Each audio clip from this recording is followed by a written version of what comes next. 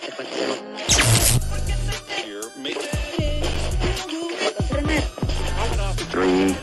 two, one, one, two, three, three, two, one.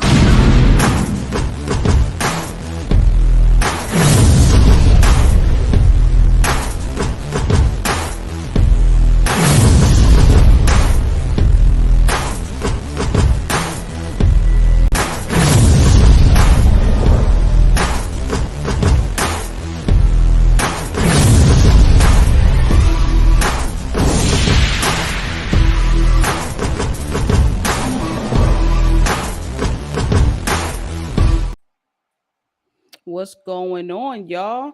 Welcome to the 3P podcast. I'm Nat the GM. I got my guy over there, Jones. Jones, what's up? What's going on? What's going on? It's conference finals. You know I ain't feeling all that good because my team got knocked out. But it's all right because your team about to join us in Cancun. Cancun on 3. Let's go. You know what they say, Jones? You gotta win 4. I keep telling. You know what's funny? Philly did the same shit. You guys are done. You guys, it's over. It's done. It's done. And then they lost. You gotta win 4. I don't understand parades when you win 2 and 3 games. That sounds ridiculous to me. Maybe because you're really that confident right now. It's not about confident. It's not about confident. Like it's about. It's true. You gotta win 4. Like, you gotta do that.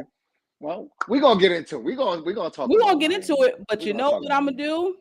Because I'm gonna show all the love to you right now. Let's talk about Melo. Yes, let's talk about my guy. Go ahead, man.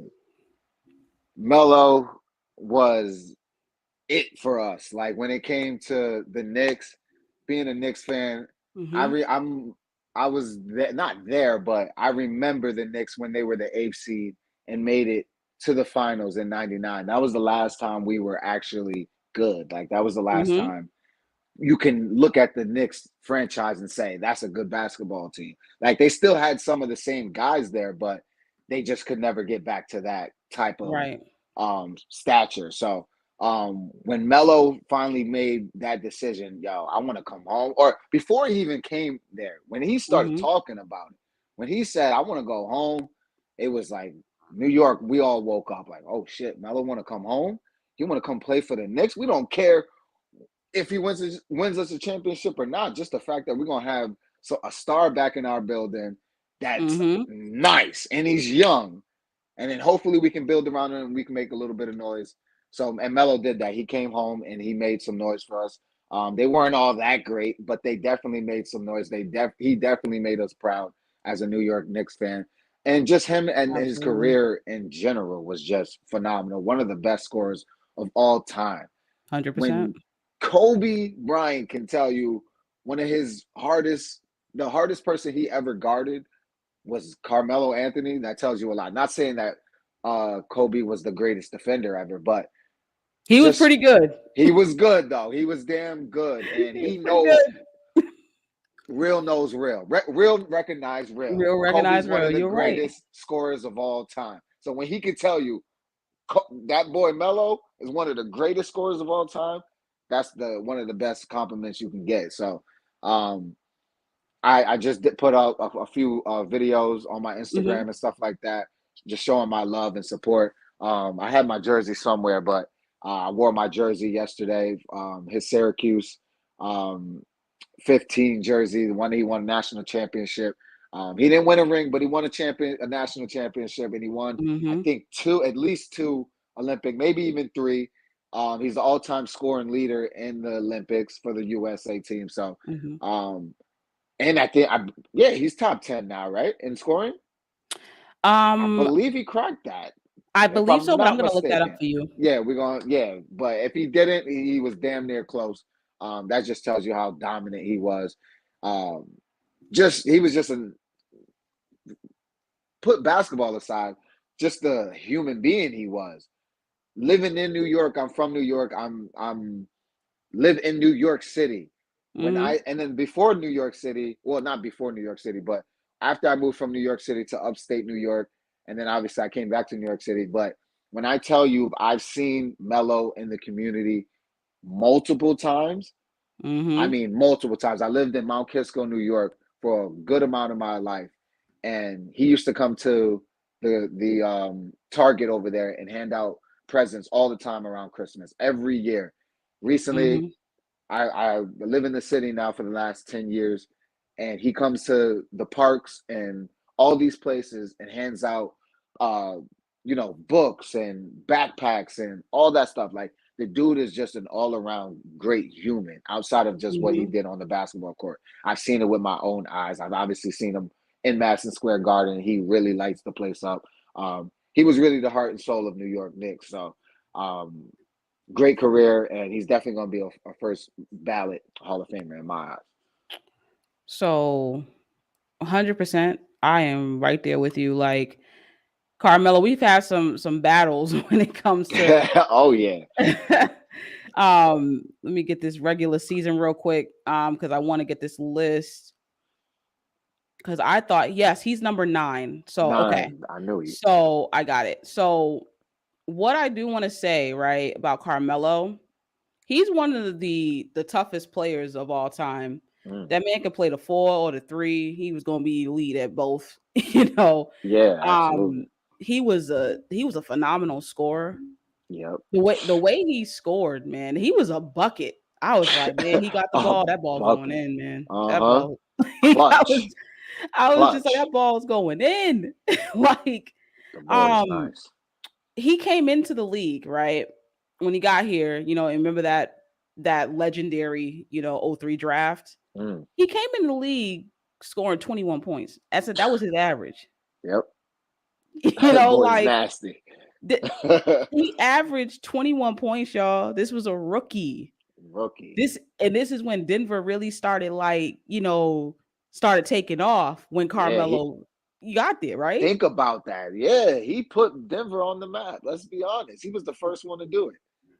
21 points. I mean, there's obviously some old timers, but he really put them back on the map. Like, it started with him though. Like, that's because that was your star. Like, and he was a star. 21 points. He averaged 6 rebounds, 3 assists. Like, he was an efficient dude. Like, he could score the ball, man. He right now total, like, all time, he is number 9 on the list, and he scored a total of 28,000 points. Let me get the correct number, y'all. 28,289 points. Mind you, this is the thing, Jones, right? Mind you, he had some time, like, where he did not play consistently. Right. Remember that, right? Absolutely. Like, before he played like maybe 10 games in Houston, right? Didn't play a full season. Played a couple seasons in Portland, whatever. He still averaged like 13. Out a little bit before then. Before he got to Portland, he was out. Yep. That man was at 28,200 career points, y'all. Let's keep it real. Carmelo Anthony should be over 32,000 career points. No question. He should be over that. His scoring, man, like, we've had some really special battles, like Boston versus New York. Yeah. We've had some nice battles, and he was a part of that, so KG Melo. Yes, like, it was like those series were so fun to watch back then. Especially playoffs. Oh my God. Yes, like, they don't play like that, like, no more. Like, and that's really, it really sucks. Like, it sucks bad. It does. But I can just remember the trash talking that was, it was beautiful. I love KG trash talking. They about to scuffle in the middle of the floor. It was just like, it's not like that no more. Yeah, it's just not. You don't have that same feeling. Like, Melo and that New York's team brought that gritty New York attitude with them. So you knew when you come to the Garden, each Garden, it don't matter. You're gonna get it. It's something about the East Coast, the Northeast. We a little gritty out here, No, that's a fact. That's a fact. We gritty out here. No, that's a fact. I want to ask you this though, right? you're a Carmelo fan, and I loved watching Denver. When Carmelo was there and even when he left, too, because that trade was a blockbuster trade, with Wilson Chandler, I think Raymond Felton, and my guy Gallinari, I think it's like some picks or whatever went over to Denver, and then they got,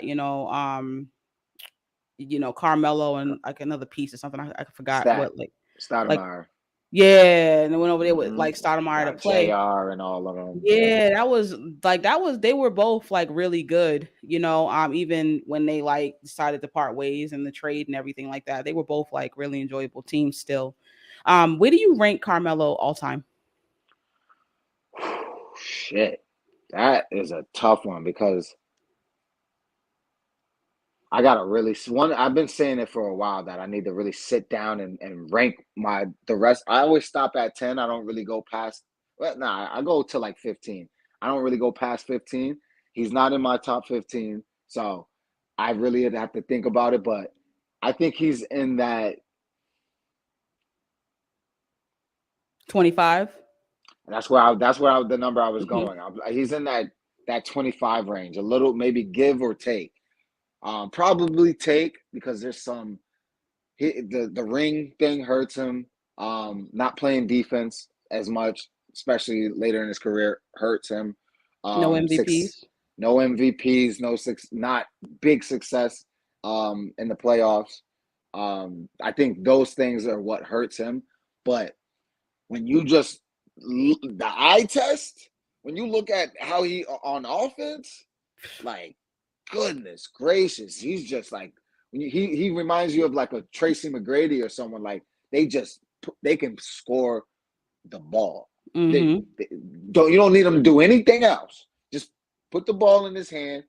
He gonna put the ball in the bucket. Something whether it be from 3 or in the paint. He's a big body. He gonna get a bucket. He knows how to finesse, move, all that. He's gonna get a bucket. So he's in that 25-30 range, I would say. 25-30 range. Yeah, I think he's in the 30 range for me. I can say that now and then until we like go through. We're gonna have a show where we're gonna go through. Absolutely. We're gonna wait till the off season, and then we're gonna go through these top 10, top 20, top, whatever, and we're gonna see where these guys land. And that's gonna be interesting. That's gonna be fun because people are gonna be like, what? Yep. Oh yeah, we're gonna get a lot of eyebrows. Like, what? How did you just put this? What? Yes, I'm saying people. People gonna argue, and it's it's cool. We got to get some people on here too. Yeah, like for sure. Get some so we can really get into it. Yeah, absolutely. But I do want to say like shout out to Carmelo, the real Melo, as we like to say. Exactly. Hell of a career, 28,000 career points, number 9 on the scoring list all time. Did a lot for Denver, did a lot for New York, brought New York to life, honestly, with him being there, and gave New York a chance, to really compete. You can't forget that. Gave Denver a chance to compete. Denver is just like, they got Joker now, and that they got some luck on their side. But they just made the finals, which we'll get into, in a little bit, but we got to show Carmelo some love because a lot of people's memorable moments when it comes to the Denver Nuggets has a lot to do with Carmelo having that jersey on. So I got a question for you. What's up? So Carmelo wore 15 in Denver and Joke wears 15 in Denver. Does Denver have to retire both of those jerseys? That number belongs to Joker.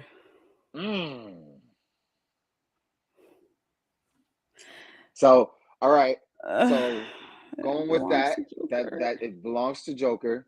Do they still have to retire Melo's jersey? I would still retire Melo's jersey, but you can't retire that number because when it's all said and done, Joker is going to be the best Denver Nugget all time and probably going to be a top 10 player all time too when it's all said and done. All said and done, yeah. I agree. You talking about 2 MVPs right now. Should have had a third. Yep. For sure. Now. And then he's in the finals and most likely going to win it. most likely going to win. I really do think that they play the best out of all the teams that are left right now. They absolutely play the best, play good defense, but they also have a great offense, and they got the most polarizing player, left in the playoffs. And I think that just was just playing in the playoffs in general, but in Joker. So, but I think that when Joker is all said and done, he's the guy, he's going to be number one, like on Denver Nuggets, no question, like all this stats. list. This all stats list, assist list, blah blah blah list. He's everything. He's gonna be number one in everything. He is. But shout out to Carmelo. We wish you the best. In your retirement, salute, my boy. Boy.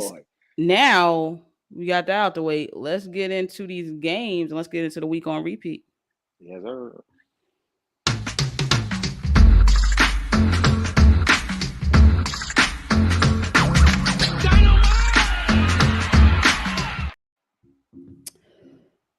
The Lakers got swept. Oh, man. That was too hot. Yeah, came in a little too hot there. The Lakers got swept. We gotta talk about that. Like,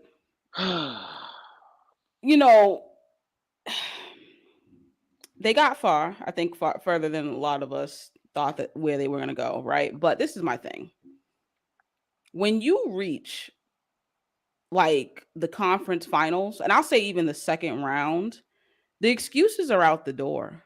Mm-hmm. I don't want to hear, but we shouldn't be here. I don't want to hear that because you're now losing. That is so like, it's so corny. Like when people do that, well, we shouldn't be here. We're underdog. We're the 7th seed. We're the 8th seed. If you made it to the playoffs and you made it that intro to the second round, Jones, stop talking. All excuses out the way. You did it. You have a shot. If you do not make it past those rounds, look to how you played. Look to how the matchups were set up. Look. Did your people produce? Did your players produce? What did you do as a coach? Yes. No excuses. I don't care if they were a 7th seed. Right. Why? Because you beat a 2nd seed, right? Yep. Exactly. You did, right? Yep. You beat the 6th seed, and you beat the defending champs. And you beat the defending champs, and then you ended up in the Western Conference Finals. Why are we making excuses? Right. You did get swept. Yep. It happens. And it happens, but let's not make excuses. Yeah, no, I for damn sure won't make any excuses for the Lakers. What I will say is that some people didn't show up.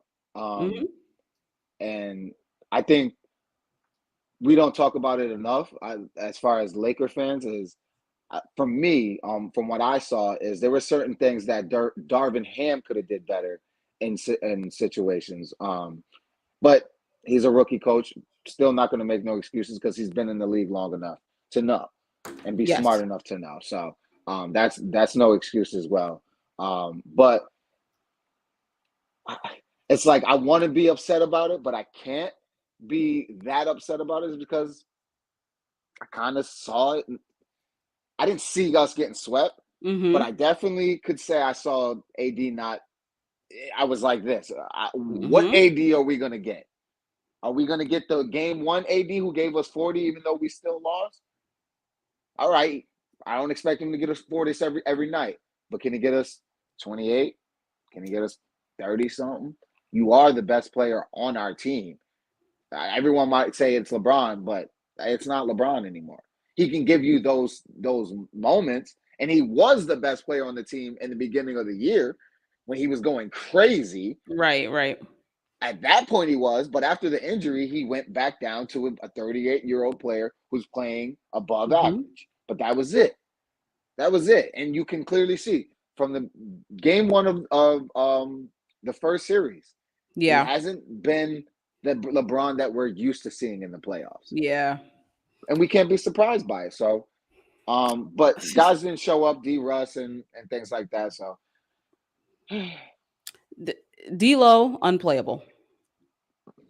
Like, you have to sit him down. Like, and it's kind of one of the reasons why I think a lot of us thought that they weren't going to make it to the Western Conference Finals is because one of them was because of D-Lo. Because sometimes that half-court offense is a little, it leaves a lot to be desired. But we thought D'Lo would show up the first round or the second round where it would be like he would be inconsistent and wouldn't score. That's what we thought, and then it wound up happening in the third round. But we knew at some point it was going to happen, and it did. Knew it was coming. He's not a good defender, and he's a good scorer, but you can phase him out of a game. Yeah. You can game plan for him. Bruce Brown said our game plan was to whoever's guarding D'Lo, let's go pick and roll. Let's go get him.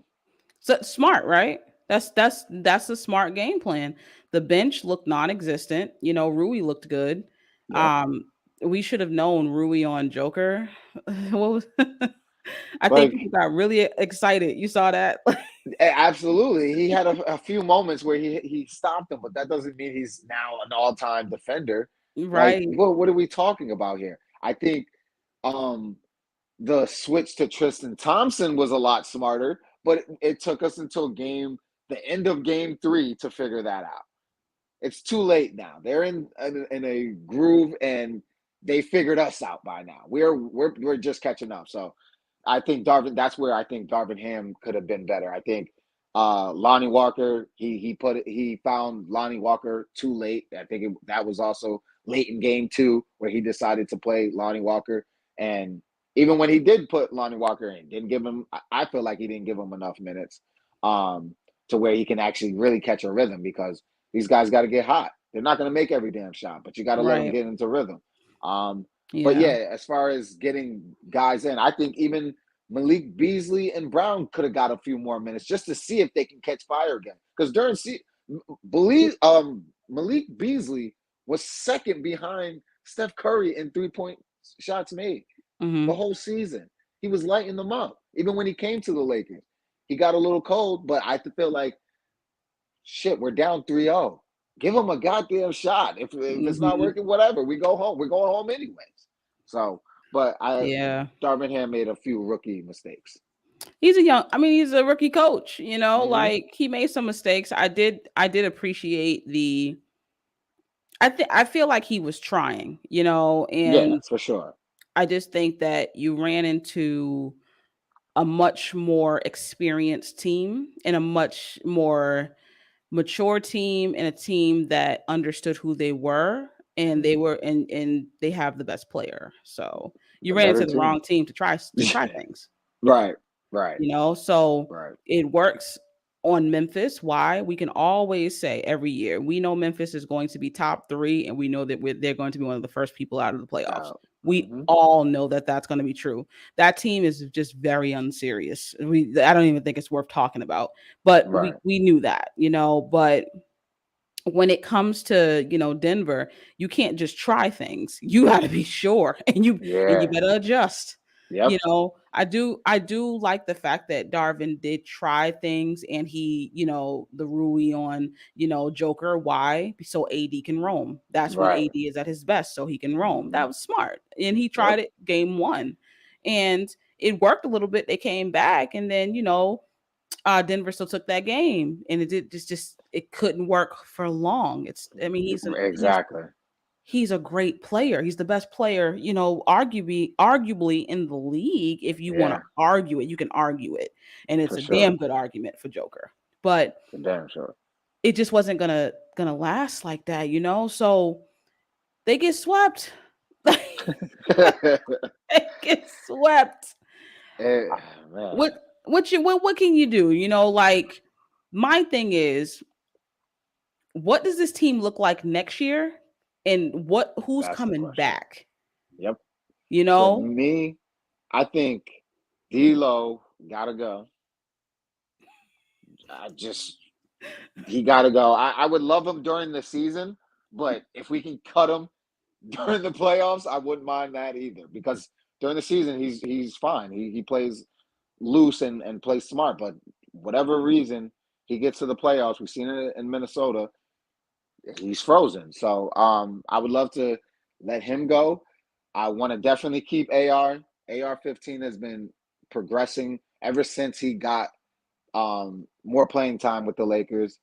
he's just been getting better and better and better, and he's a restricted free agent, so we can match whatever other teams give him.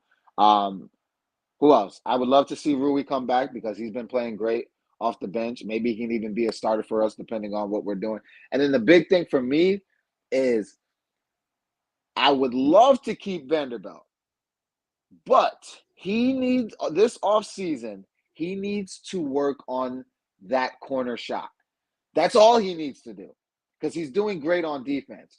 But he needs to turn it to PJ Tucker, play defense, and have one shot that you need to do. Get in that corner because you've seen it. The teams give him that shot all day long. They see him. Go ahead. If he can knock down that shot consistently, he would be a problem. Then teams would have to force to guard him, and now that gives AD more room in the paint, and he have a field day. But don't get me started on AD because I'm ready to trade his ass too. I know I might be a little bit over emotional right now, but I don't want to deal with this up and down shit no more. I don't. Really don't. I love him. So hold up, Jones. Before you tear him a new one, we're going to take a quick commercial break and we'll be right back. This is a good time for a break. Underdog Fantasy is here to save your post-fantasy football season blues. The easiest place to play and win with the Underdog Fantasy app. Get up to 20 times your money in a single night with our Pick'em contests.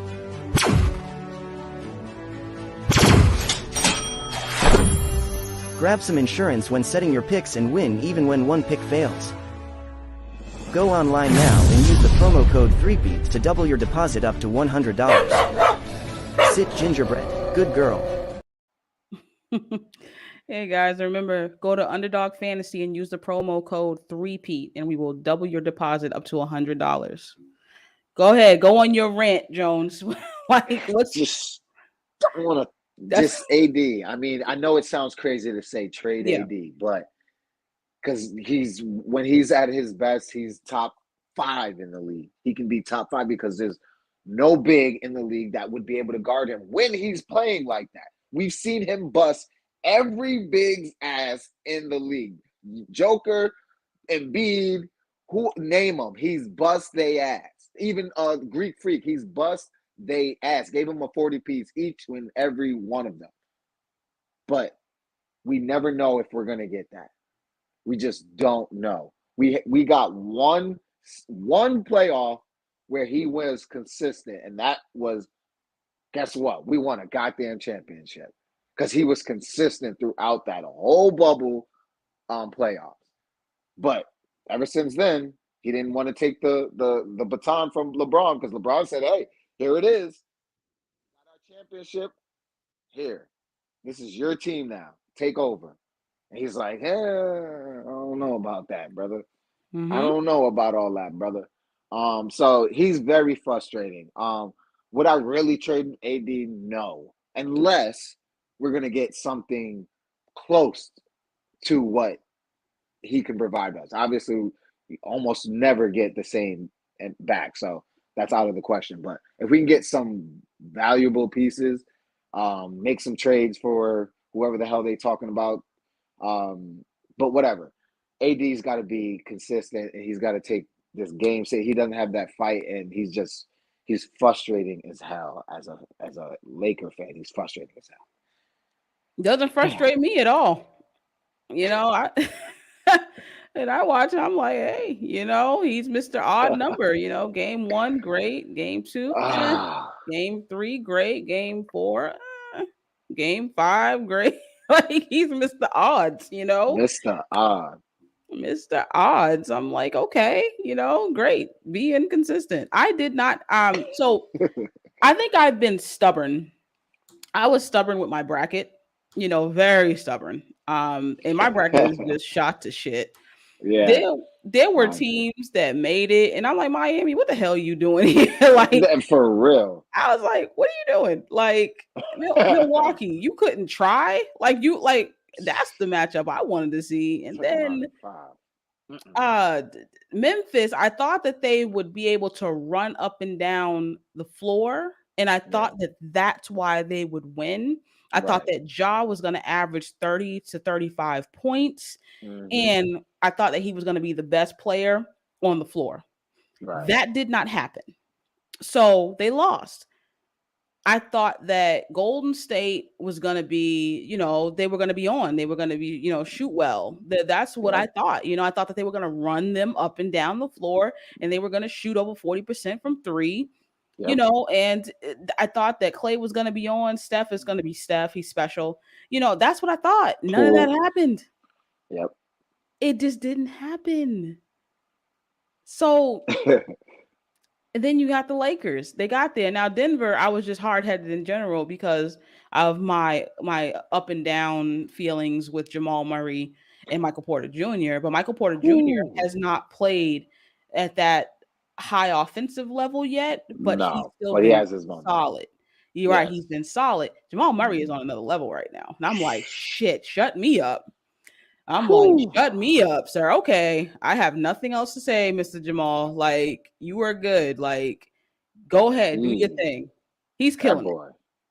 That boy. He's killing it. Like, he's playing with a lot of confidence. He's committing on defense. I love a player that may not be gifted defensively, but is going to commit defensively. Mm-hmm.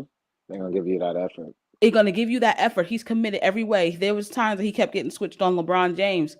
He was like, I don't care, and he's squared up. He's like, I'm still gonna try.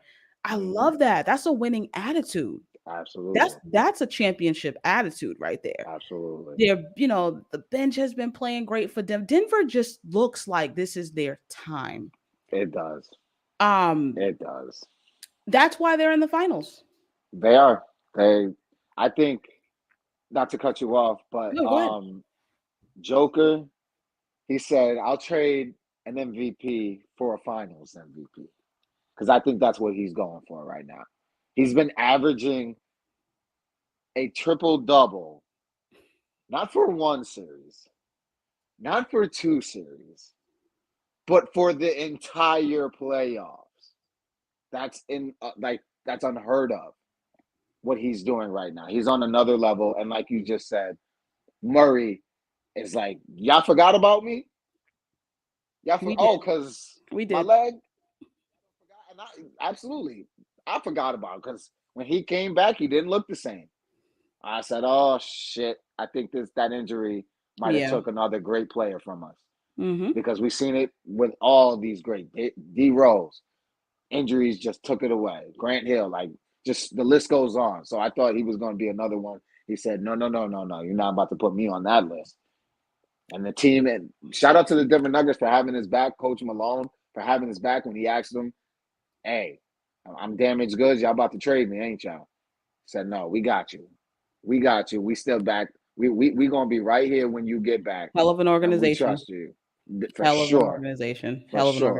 Because I think that's where the confidence came from. Yeah, hell of an organization. Shout out to the Denver Nuggets. Like I said, we were talking about it earlier, but I've always had a love for the Denver Nuggets. And although I like the Denver Nuggets because I like to watch, Birdman and Carmelo and all of them and all that stuff, I really like that squad. Like, they were fun. Hell yeah, Birdman. When I really started to really, really like the Denver Nuggets, was when Gallinari was a Denver Nugget, because Gallinari used to be like my guy. I was absolutely like, yo, this dude, man, he's tough. He is. In his prime, man, he was tough. So shout out to the Denver Nuggets organization. They stick by Mike Malone. I may not agree with everything with Mike Malone and how he does things, but I can say that I like his attitude and I like how the players respond to him and how, he responds to them, that he has their back and they have his. That's a recipe for something good. That's a recipe for something great, actually. Especially if you have a all-time player like Joker. You got guys that buy into the system, play defense, and they score with ease. These guys are not struggling to score. They score with ease. For sure. So you mix that up with, put that all in the bowl, man. This is what you get. You get a finals appearance. And I'm telling you, I really do think they're going to take it. But we got to talk about the other side. Let's do that. Let's go to the other side. Boston Celtics down 3-1 to the Miami Heat. I gotta go on a rant real quick. Let's go, because I want to hear it. It ain't gonna start how you think it is. So one thing I'm gonna say is shout out to Miami. You know, you up 3-1. But let me tell you something. Don't front run. Oh, y'all front run. You do. That's one thing I don't like about your fan base. You front run. You always say we weren't supposed to be here. We're never supposed to be here. Nobody likes us. You know, you're like the kids in high school that you think everybody hates you and nobody gives a damn about you. Nobody gives a fuck about you, and you want them to so bad. It is embarrassing at this point. If whether you agree or you love Jimmy Butler or you love Bam, blah, blah, blah. Let's be honest. Y'all did not think you were going to be here. Stop front running. That pisses me off. You were begging to not get swept with Milwaukee.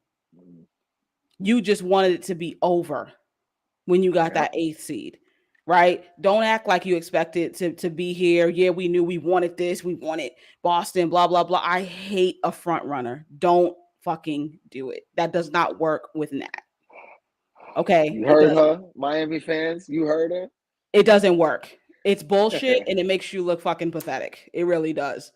Now, you're up 3-1 though.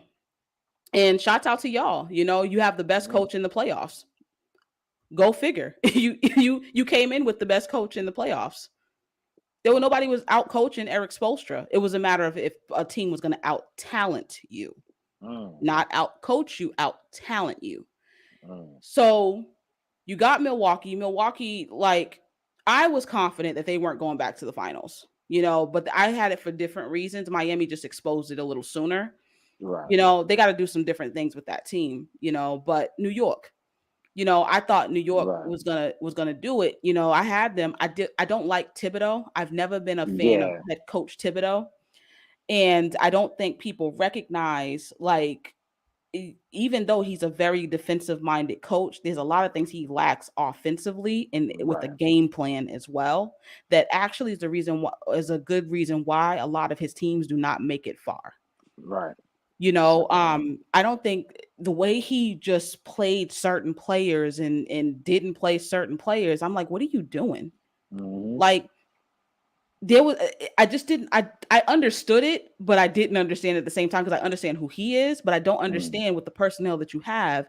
Why did you do that? You know, why do you play guys the way that you do? Like, have you not learned in 13 years, like, what you're doing? So Thibodeau's always going to bother me. I really do think that New York needs to move on. Yeah. You know, from Tibbs, but you get to Boston, you know, and you're up 3-1. Cool, like, hats off to you. Kudos. Like, I have been on record saying for so long, and honestly for years, but Jaylen Brown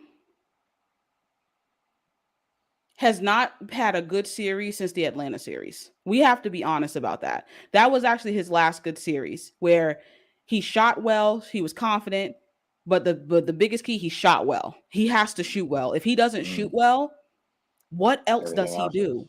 Right. What else does he do?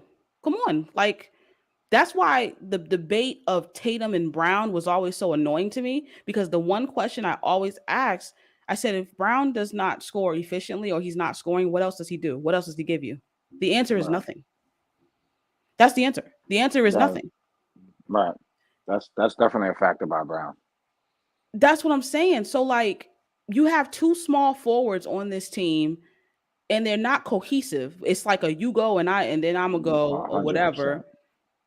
And it's annoying to watch, and it's annoyed me for years. You know, it's not that I don't like Brown. It's just that it's annoying that they want to play him at the 2 to, like, you know, to make it work so Tatum can play the 3 or the 4, which Tatum does great at the 3 or the 4. You put him 3 or 4, he's gonna rebound. I think he's gonna average at some point, you know, like 30, like 32, 10, and maybe 6. I think he's gonna get there at some point, because he's an elite rebounder. He can get the ball. He definitely is. But you, at this stage, you would want Brown to do more. 7 years. The handle is not that great. He dribbles more than 5 times. I I've said this before. If he dribbles more than 5 times, Jones, you get scared. Yep. Because it's like, oh my God. Like, don't do nothing crazy. Like just like pass it or shoot it. And then he does this thing where he goes into a double team and he tries to shoot over two and three people. And I'm just like, oh my God. Fast breaks. He don't see nobody else but himself. Yeah. Very true. You know, it bringing the ball up. Oh my God. When Tatum says, yo, give me the ball, please give that fucking ball up. Like, what are you doing? If you know that you can't dribble, why are you dribbling? Like, exactly. It's just annoying. So it's important that Brown is efficient from the field, because if he's not, you damn near have to sit him. Yeah. You know, this Boston Celtics team, they deserve this. They deserve it. You deserve what you got. You got a coach in Joe Mazzulla who he was given the head coaching position, like solidified way too early. Way too early. What, like, that was I think the first mistake that Brad Stevens made. That was the first one in the office that he made. Why would you do that? You know, like, look at all the great coaches like that like were let go right now. Still there, yeah. Oh my God! Like, look at all the great coaches that like just were let go from their franchise. Monty Williams, Nick Nurse. There's so many good coaches right now that were let go of. Why would you do that? Yeah, I don't know. That was definitely questionable, and I feel like it was probably had something to do with they wanted to get from underneath this whole what happened with the coach before them. So the drama, you know, but you know, at the end of the day, the Boston Celtics deserve this, because it's like you got all these guards and what are you going to pay Tatum and Brown supermax money? Yeah, that's insane. You got all those guards. You don't want to follow any trend in this league, right? In this league, it's a copycat league. You don't have an agile 4 or 5 that can play both ends of the floor, you know, in a young guy or whatever. What you do is you have a limited, you know, 38-year-old who is now he's declined so much. That's it. He's still in your starting lineup, right? Then you got Robert Williams, who is injury prone. Love him, but he's injury prone and he's limited offensively. Then you have Marcus Smart, who is not an efficient scorer. You are not following any trend right now in the NBA. What you're trying to do is recreate a wheel, and it does not work. 2 wings you think are going to get you a championship. It doesn't make sense. Right. So you got here and you deserve to be here. You're down 3-1. You deserve it, because it doesn't make sense what they're doing. They need to take one of those guys, i.e. Brown, and split him into 2 people. You got to trade him. I'm sick of this shit. I'm sick of it. I'm so sick of how this team is constructed. It doesn't make no sense, Jones. You're down. Joe Mazzulla, you know, Brown's not having a good series. He's not playing great defense at all. Like, it's atrocious on most nights, to be honest with you. You know, Marcus Smart, he gave you you wasted his game 1 because he was playmaking his ass off. You know, Horford can't make shots. Robert Williams was like a cone out there. What are y'all doing? This is why you down 3-1. This ain't no surprise. It's not. And I got one question for you though. What's up? There's one person you're not mentioning, and what he's been doing. Which guy? Who am I not mentioning? Tatum and his turnovers. Tatum and his turnovers. What is he averaging for turnovers? I don't know what his average is, but he definitely be having a lot of turnovers in the wrong moments. And it kind of looking like a repeat of what he looked like in the finals last year. So this is the thing about Tatum, right? We're not here without Tatum That's definitely a fact. Second round, right? That's definitely a fact. I sometimes I got to temper that, because we're not here without him, because when everybody else did not show up, did not wake up in game 6, and he was like, I'm going to keep being aggressive, he's the reason why we got to a game 7 and then he took it home. If you really look at that game 7, nobody else showed up. Yeah, that's true. That was a L, honestly, if he didn't have them 50 points. You get to this series or whatever, he's averaging like I think 30 something points or 29 points or something like that, right? Yeah. He's the best player. He's averaging those turnovers, which the turnovers actually are not as bad as the finals. No, not as bad. No. But the spacing is bad. Like sometimes I fault Tatum for overthinking it. Like, why are you passing the ball to Marcus Smart? That's a turnover, bro. Like, what are you doing? Absolutely. Why are you passing the ball to Marcus Smart? Why Marcus Smart taking so many threes? He's not efficient like that. What are we doing? Yeah, I don't get that either. Tatum, be selfish. Why are you passing so much? Play make, yes. But the way he passes to people, Al Horford, there's one game Al Horford had 7 threes. He made 0 of them in the playoffs. 0. And I'm like, why did you keep giving him the ball? That's not the guy that needs to get going. It's dumb shit like that. And, I just want Tatum to stop doing that. Sure. But then on the other side of that, I got to give Tatum some love too, because he stopped shooting a bunch of threes. He said, I'm about to break y'all down. I'm getting to the paint. For sure. What did he have? 2 free throws last night? Yeah. He had 2 free throws. 2 free throws. And when they sat him down, Miami caught back up. When they put him back in, they went on that run. He immediately got a bucket. It's hard for me sometimes to come at Tatum like that when I see the spacing. I see how he sat at the wrong time of the game and he's trying to make shit happen. I think he can be smarter with his decision making. He's got to be smarter for sure.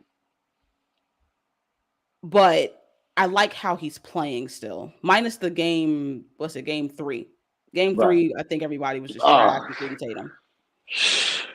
Everybody was trash. That game was weird. I was like, did y'all make it to Miami? Did y'all get on the plane? That was bad. I'm glad. Oh man. Nah, Tatum in the turnovers is something that I think he'll learn, over time, but I see him improving, and that's something I'm happy. I'm glad I can get that from him, improvement. This is not like the finals. The finals last year, he was so bad offensively. This time, I think he's starting to learn, I got to stop shooting 12 threes and 10 threes and let me get in that paint. Like he's been putting his full talent on display the last, like I say, 4 out of the 5 games he's been playing. He's been putting his talent on display, and it's been nice. It's been nice to watch. I feel like one thing with Tatum is I feel like he's that good of a player that for my frustration with him is it's like we get halves or and that's like I want to see that all because he's that good. He can give you that type of performance for a full 48. Obviously, he's not playing full 48, but you know what I mean. Like there's been a lot of games in this series where you get a half from him. It kind of sounds like AD almost, and it's like, nah, you're too good to just give us a half. You're just too damn good. You got to give us better than that, 100%. But my question before we move on or go to the commercial is, do you see yourself coming back? Because that's what we want to know. We want to know, are you that confident in your team to come back and break history? I'm going to be real with you. In a way, I'm ready for this shit to be over because I want trades. That's what I want. I want... That's my thing. Like I love to move people. Right. I love that shit. I love. Hey, they'll call you not the GM for no reason. Right. Like, I love to trade people. I love it. Like I love to put people in their right teams, like in right fit. I love it. I'm interested. I was in a space yesterday, on Twitter, and somebody, threw out a trade when they were like, maybe Jaylen Brown to Orlando for Fultz, Isaac, and Wendell Carter. And I said, at first I didn't hear when he said it, and then when I said repeat that, because at first I said no, and because I heard Isaac, but I didn't hear Carter. Right. And then when he repeated it, and I was like, oh, Wendell Carter, Isaac, and Fultz. I said I'd do that shit immediately. I would do that at halftime. For sure. That trade's done. It's done. Like, I'm like, absolutely. You know, like, this is what I'm hoping for, though, with Boston. Brad Stevens, I'm hoping that he sees paying those two dudes max money, super max money, makes 0 sense. If you do that, this team is going to look ridiculous. I love Marcus Smart. 7 years of it. You don't need to see any more of it. It's just insane. You're talking about 300 million, $600 million between two people. You're insane. That's ridiculous. Right. At this particular moment, what I would like for Boston to do, right? And it whether they win or they don't or whatever, I still want the same shit to happen. But I would want to see them finally put Marcus Smart on the bench, because he's best off the bench. He is a spark off the bench. That's why he's been there. He is a guy. He's a goon off the bench. And I want to see a actual point guard that is efficient and can, play make. That's the one right there for me. You guys need a fucking true point guard. Yeah. And I feel so bad for you guys because you guys had it. You had Kyrie, but he wanted to be a fucking dickhead. Then you had Kimba, but that didn't work out. Like, you guys had some good fucking guys there, but it, for whatever reason, just didn't work out. But I think that would really help you guys a lot. Is, like you said, put Marcus on the bench because that's where he belongs. You get you a true point guard. Jalen's going to be out of there, so you don't have to worry so much about the Jalen or Tatum time. Whose turn is it? Now your point guard can do what he needs to do and get Tatum the ball where he needs to get the ball. Like, make it easy on everybody. But I think there's definitely time. I think your wish is going to come true. There's going to be some moves made. I hope so. Like, we got to stop this shit. We're not moving with any trend in the NBA. We're trying to go against every trend in the NBA. And it's like, that's not smart. That's not smart at all. No pun intended. But I want to see some fireworks here. I want to see y'all get an actual center that you can play through. I want to see a dude that can come in, and actually, be able to give you 22 and 10.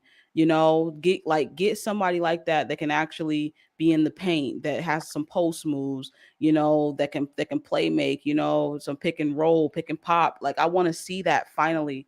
And until Boston does it, I don't see the success they're going to have getting to a finals or winning a finals until they get smart, and actually, make these moves.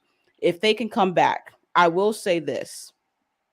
If they win game 5, this series gets very interesting. It gets very interesting because I personally don't see Miami winning 3 games in Boston or 4. Like, it'll have to be 3 or whatever, but I don't see them winning 3 games in Boston. Boston has lost 2 home games each series. They have not lost 3. So I kind of feel like Boston could win that game tomorrow. If they do, this is how I look at it. Game 5, somebody was going to have 3 wins. Somebody was going to have 2. Right. This is now a series. Yep. And closeout games are very tough. It's very, very tough. You got to be on. And if Boston has figured out what to do now, which they're the more talented team, they're just not the better team because they're not playing like it right now. Right. So you got to give that to Miami. But if they can pull it together and Jaylen Brown can somehow remember how to score and not be a negative on the floor.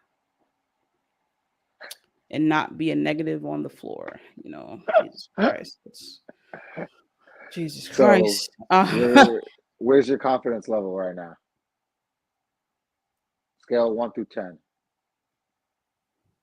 I say like a 6, maybe a 5. Okay. Not bad. It's not bad. I really want some trades to happen. Like, that's why I'm in the off season. It's like, just fucking lose so we can just get into the off season. So I can move on. Like, and I can trade y'all. Like, so I can start sending trades. I'm going to start tagging Celtics and Brad Stevens. I like Brad. I worked this out. The money works. Get him out of here. I got you. Like, well, I'm going to tell you this. Y'all going to lose tomorrow. So y'all going to start the offseason tomorrow. I think. You think so? I think it's over. I think. Okay. See, Jones had said a lie and then he disappeared, off of the screen. That's okay. Because he said we was going to lose. And then, his internet got struck down.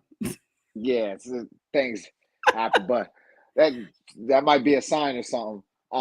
That you wrong. That might be wrong. The Celtics, hey, I had the Celtics in 6. So, I mean, obviously it can't go 6. But I think it's over. But I will say this, like you said, if the Boston Celtics win this game tomorrow, it's very interesting because we already seen they can win on the road. If they got something going, shit, Miami, you might have ran out. You might have just ran out of your luck. I didn't see it coming. I didn't see you guys winning this much, getting this far, but you guys have been shutting everybody up. So nobody can say Miami's not for real. They are for real. You can't, like you said in the beginning, you can't. There's no way you get here if you're not for real. Mm-hmm. So all that talk, we weren't supposed to be here. No, you got here. So you here. We don't want to hear no excuses. But that being said, Boston has been one of the best teams in the league this year. And maybe they were just in a bad slump and they're starting to come out of it.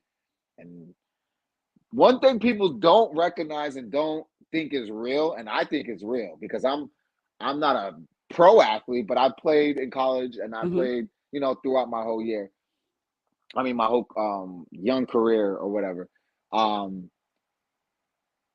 Psyche. The psyche. Mm-hmm.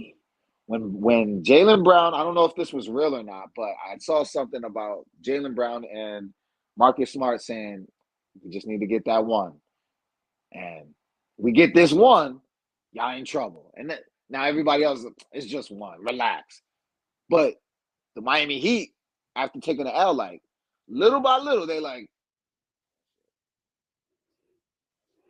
no team can tell you better than the Golden State Warriors. Like, all it takes is one win, and your psyche could just start going haywire. Things can change. It can change real quick, and Boston is one of those teams that can do it. So I wouldn't be shocked, but I think it's over. So off-season, Cancun on 3, you joining the Lakers, damn. No. I said we ain't get swept though. Let's take a quick commercial break. We're gonna close this out. We ain't gonna go to commercial. Jazz, Sportsbook, Casino, and Racebook, the world's best resource for all-purpose online wagering. For over 20 years, Jazz has provided the best and quickest payouts in sports and entertainment wagers. Live sports betting, covering all the major sports leagues, and even into the new and exciting world of esports. Down the stretch you'll come, with Jazz's online horse wagering. Get paid when you play with Jazz's fun and exciting online casino games. Go online now and use the promo code TSS for our new members deals. Jazz Sportsbook, Casino, and Racebook, the world's best resource for online wagering. All right, Joan. So we're gonna get out of here. Boston's winning tomorrow. Shout out to Boston. Where can they find you real quick, Jones, so we can get out of here? You can find me on at Jonesin for Sports on Instagram, Twitter, Facebook, and YouTube at Jonesin for Sports. If you don't, well, we'll figure out. Just DM one of us and we'll get you all the info. That's right, guys. And I'm Nat the GM, Nat_the_GM on Twitter. Thank y'all for coming to the 3P podcast, and we'll see y'all next week. Next week, finals, baby.